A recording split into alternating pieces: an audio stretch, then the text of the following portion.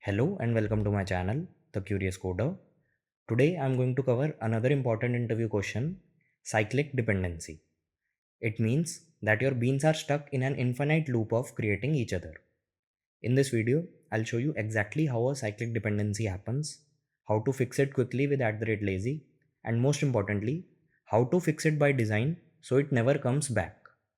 Okay, so let's get started. So let's consider this example. I have taken a student controller class. In this, I have a reference of student which I have auto-add, and I've created an API get student name. So this returns the name of student, and then there is another API that updates student. Okay, student.update student. So these are two methods inside student class that are being called by this student reference. All right. Now I have also created one more method, notify via email. Okay, this method I have written in the controller class, and it does not have any implementation. I've just written it, and this will actually have the code to send the email. Okay, now in the student class, what I've done, it has a field name for which I have given a default value right now, and it has also auto add student controller.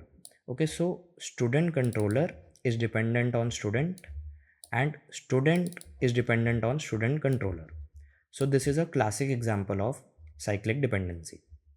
Okay, so why did I do that? Because in the update student method, what I'm doing is, first of all, I'm not actually updating. I have only written a print statement that student is updated. And then after that, I'm calling the notify via email method from the student controller reference. Okay, like this. So this is my code. And in this code, we have a cyclic dependency. So actually this will create a problem. Why? Because you see, Spring Boot will scan this class and it will try to create a bean of this class, but this bean is dependent on student. So first it needs a student bean, but now when it tries to create a bean of student, it is dependent on student controller. Okay, so that's why we cannot have a cyclic dependency in our project, because it will not let the project to run. Okay, so I'll show you.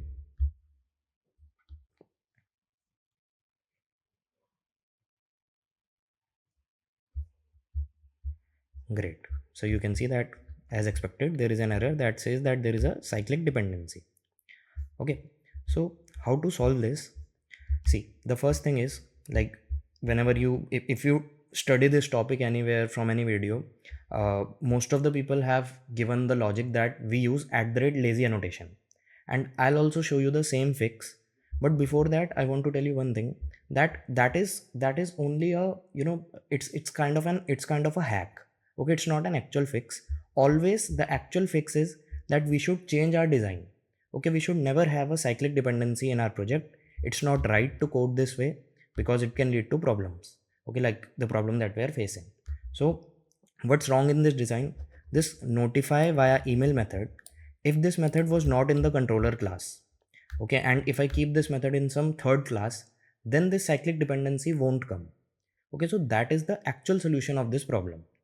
But to understand, like, if let's say if there is a use case and we have to do it like this, then to solve this, what we can do is, I can do a lazy initialization.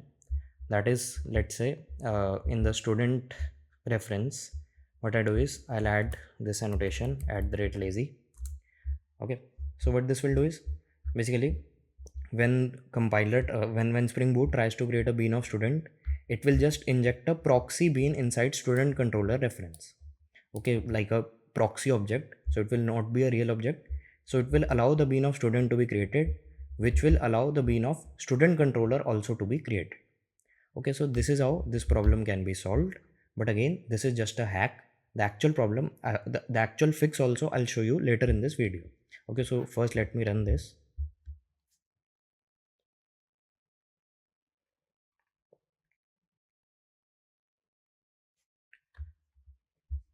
Great. So you can see that our project started now without any problem. Okay, so this is how we can solve this. You just add @lazy.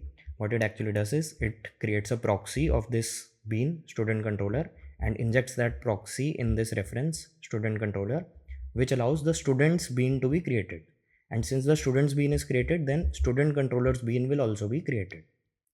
Okay, now the real fix, the real design change that should be done, that is a good practice, is that I create another class.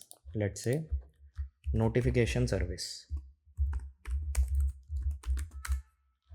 and let's say this is also @service, and this method which I've written in the student controller, notify via email, this should not belong in this method, in this class.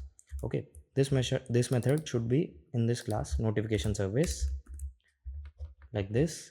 And in the student class, it should not be dependent on student controller. Instead, we should auto wire student notification service. Okay, like this. And instead of student controller, now I'll call it via notification service. Okay, so this is the real fix of this problem. Always, whenever you have a cyclic dependency, someone has definitely made a wrong choice in the design.